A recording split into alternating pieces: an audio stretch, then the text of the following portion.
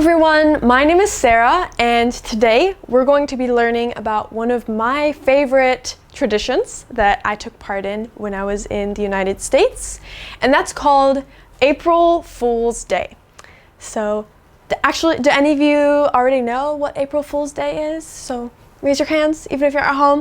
You can let me know in the comments if you've ever celebrated April Fool's Day before. I'm actually not sure if it's popular in Korea, so I'm very curious, and I hope that you'll let me know in the comment section below. So, today we're going to be learning about April Fool's Day, as I said. So first, we're going to read through this article, and then we're going to go through the sentences one by one. There'll be some photographs to aid your understanding of the article. And then we're going to read through it once more at the end. So I hope that you all enjoy this video. All right, are you ready to start the video? Okay, get your ears ready. Held annually on April 1st, April Fool's Day is a tradition of playing practical jokes. Although the day is not an official holiday in any country, it is greatly celebrated all across the world. Some people believe foolishness was first associated with the first day of April in a story from author Geoffrey Chaucer's The Canterbury Tales. Written during the 1390s, there is mention of a chicken getting tricked by a fox on March 32nd, which would be referring to April 1st. However, the claim is often disputed. Many scholars believe there was a copying error that changed Chaucer's intention of referring to May 2nd. As for a certain reference to April Fool's Day, poet Éloy de Amervel wrote about a Poisson d'Avril, that's French, meaning April Fool, in 1508. One of the earliest records of April Fool's Day jokes comes from poet Edouard de Dain in 1561. He wrote about a nobleman who plays a prank on his servants with silly errands on April 1st. So, there's a lot of cool information in this short article, but just in case there's some stuff that's tricky to understand, we're going to go through it one sentence at a time. Okay, the first sentence is, held annually on April 1st, April Fool's Day is a tradition of playing practical jokes. So when something is held annually, that means that it's held every year. So something can be held on a weekly, monthly, or annual basis. And that's because this anno right here, that means year in Latin. So that's why it's annually. You can also say yearly, but I think annually sounds a little bit more fancy.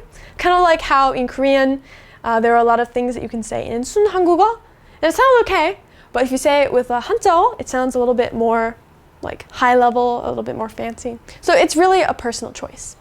Okay, so April Fool's Day is held annually every year on April 1st, and it's tradition of playing practical jokes.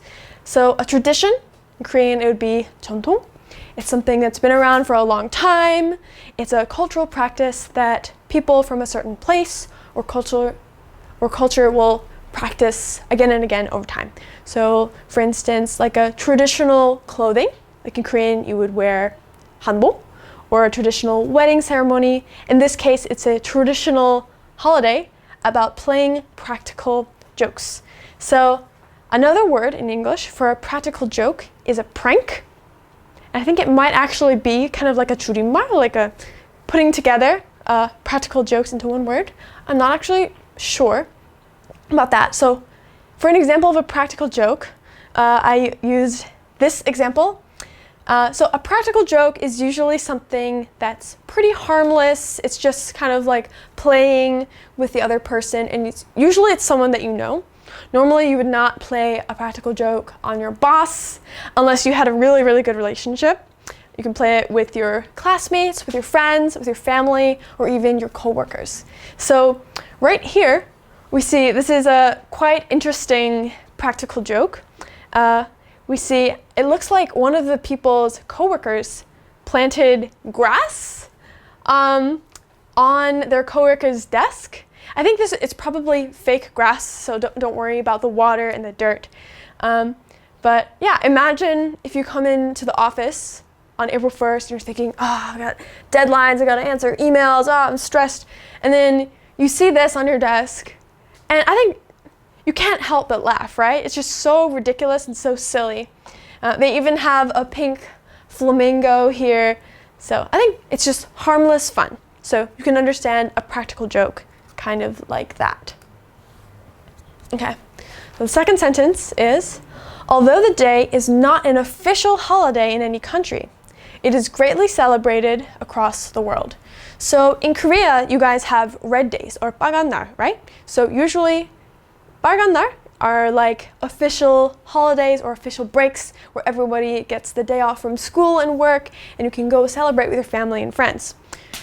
But April Fool's Day, it's not like one of those dates. It's an unofficial holiday. So you don't get the day off for April Fool's Day. But even despite that, April Fool's Day is greatly celebrated. So people participate in April Fool's Day traditions all across the world. So for some examples, you see, this is a photo from a Russian newspaper where it's a picture of a leopard that's black with white spots. And usually leopards are white with black spots, but someone used Photoshop to change this photo, and it was kind of like a trick to kind of fool people on April Fool's Day. So they put this in the newspaper. Some people thought that it was real, but at the end they revealed that it's just an April Fool's Day prank. So here's another example from Australia. It's a little bit older of an example, so you can look a little bit close to see the photos. So right here, this is Sydney Harbour in Australia. You can see the Sydney Opera House right here. So what does this look like to you? So this guy right here, for a long time, he said he was going to bring an iceberg, a giant mountain of ice, all the way from Antarctica to Australia. And so he took this into the Sydney Harbour and he told people that it was an iceberg from Antarctica. And so a lot of people thought that it was real. Of course, a real iceberg would probably not make it all the way to Australia. It'd be extremely heavy, extremely difficult to move, and it might even melt. But in the end, it was actually revealed that this iceberg right here was made not of ice, but shaving cream. So in the end, everybody got a good laugh. It was funny. And so everybody had a good time. That's the important part of a good practical joke. No one gets upset. Nobody is harmed. It's just good fun for everybody. Then here is another example of how people celebrate April Fool's Day in France. So earlier we said that a French poet referred to April Fool's Day as Poisson d'avril, right? But so poisson in French means both fish and fool. So what a lot of children will do is they make these little cute fish out of paper, and as a practical joke, they will put it on people's backs, and then that person is now an April Fool or an April fish or a Poisson d'avril. So it's just harmless fun. And then lastly, this is a very famous American practical joke. It just looked like a random guy dancing, right? This is called a Rickroll. So what a lot of people used to do, they would send a link to their friends saying, oh, you have to watch this crazy video. But actually the link always led back to this old music video. It's this really old song from the 1960s. People thought it was funny for some reason. So if you do that to somebody, it's called rickrolling them. And people do this not only on April 1st, but also all throughout the year. Okay, so why is it that we celebrate April Fool's Day in April? Let's look into it. Some people believe foolishness was first associated with the first day of April in a story from author Geoffrey Chaucer's The Canterbury Tales. So you can see the cover of the Canterbury Tales right here. As you can see, it was written in medieval times, so back in 1300s in Europe. So we have a princess in a tower, we have a knight, we have a lovely lady riding a horse. The artwork, I think, is really pretty.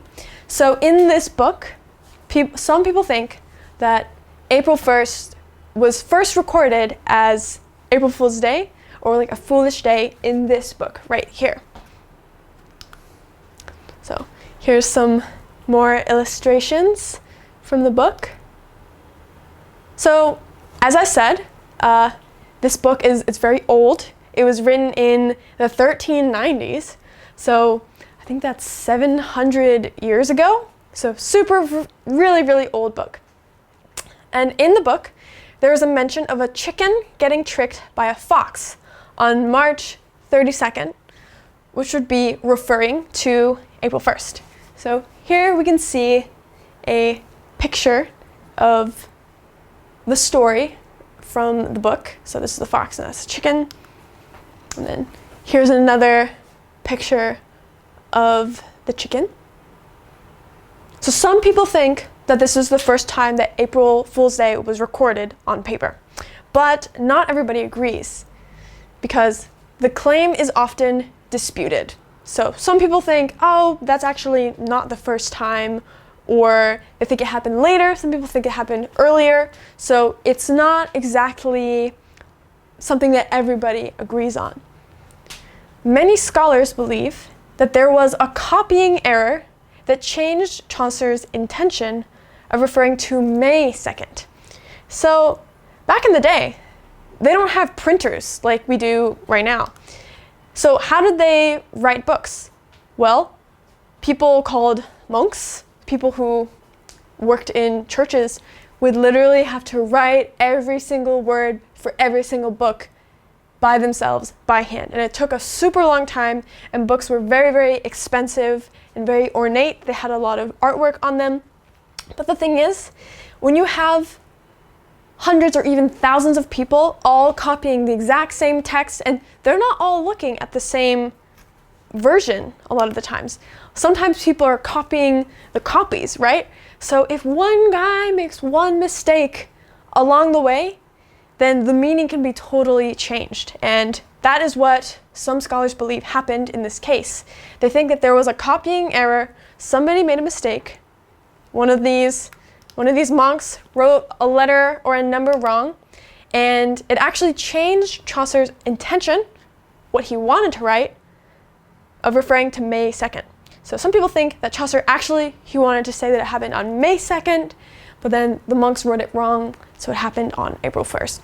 We actually don't know for sure. So as for a certain reference to April Fool's Day, poet Eloy d'Amarville wrote about a Poisson d'avril, meaning April Fool, in 1508.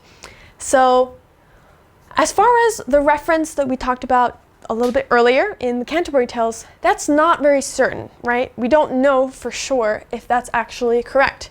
But we do know for sure that this poet, a guy who writes poems, or 시인, Eloy d'Amarville, he wrote about a Poisson d'avril. That's French. You don't have to memorize that, meaning April Fools in 1508. So we know for sure that at least by 1508 in France, people were celebrating April Fool's Day. And like I said, this expression right here, Poisson d'avril, that's French for Fool of April, or April Fools. And then, like I said earlier, the word poisson, it also means a fish. So that is why people tape little paper fish on people's backs on April Fool's Day in France. So we know that people associated April with foolishness, just being silly, as far back as 1506. But what about the practical jokes aspect of April Fool's Day? Well, one of the earliest records of April Fool's Day jokes comes from poet Edouard de Dun. I think he's also French, in 1561. So this is a photo of a picture from one of his books. I don't read French, unfortunately, so I can't tell you what it is. Maybe I'll learn some French too, and then we can talk about it later. So this poet, Edouard de Dun, he is one of the first people to talk about playing practical jokes on April Fool's Day. So what kind of jokes were these exactly? Well, he wrote about a nobleman who plays a prank on his servants with silly errands on April 1st. So a nobleman back then was someone who had a very high status. They had a lot of money. Maybe they were part of the aristocracy or the 귀족 in that particular society. So because they have a lot of money and a lot of influence and a lot of power, usually they have a lot of servants, a lot of people who work in their house, maybe cleaning their kitchen, making their food, cleaning their bed, etc. So this nobleman, he played a prank, he played a practical joke on his servants by making them do really silly tasks on April 1st. So maybe he sent them to go get like chocolate milk from a chocolate cow, stuff like that, just silly, harmless stuff. Everybody laughs in the end, and nobody is hurt. So April Fool's Day is one of my favorite traditions from my childhood in the United States. I'm really curious if April Fool's Day is also celebrated in Korea. So if you could let me know in the comment section below whether April Fool's Day is celebrated in Korea or not, and if so, what kind of pranks you have played or want to play in the future. If you could tell me that would be really awesome. Well, I had a great time talking to you guys today about April Fool's Day, and I hope that you learned a lot about English and also about world culture. I certainly did when I was doing research for this article, so I hope that all of you have a wonderful day and week, and I'll see you next week. Bye!